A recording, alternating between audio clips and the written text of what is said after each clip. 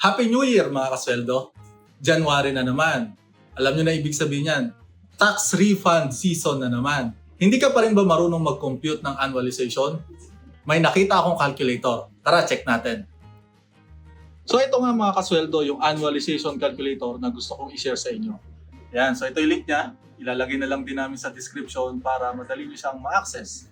Okay?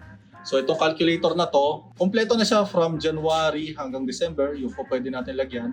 And yung gross income, nandito rin yung non-taxable, yung SSS, PhilHealth and Pag-ibig, pati yung withholding tax. Okay?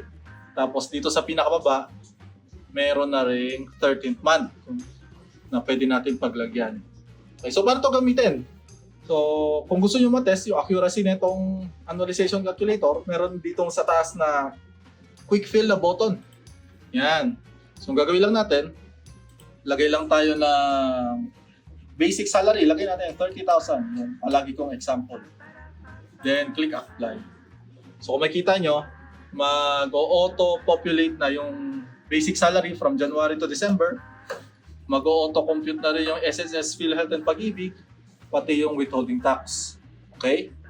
Tapos dito sa baba, kita na rin yung 13th month. Yan.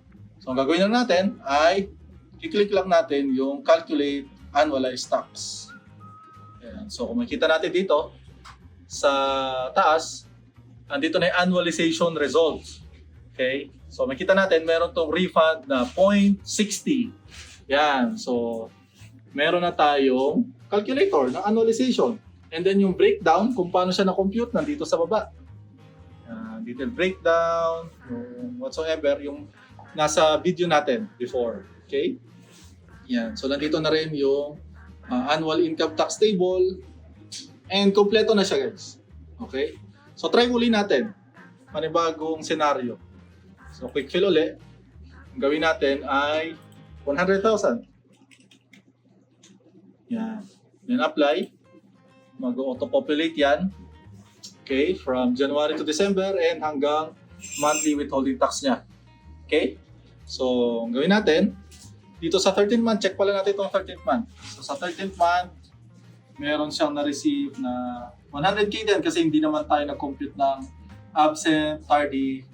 So, syempre, yung 13th month natin, meron lang maximum na 90,000. Kaya merong taxable excess dito na 10,000.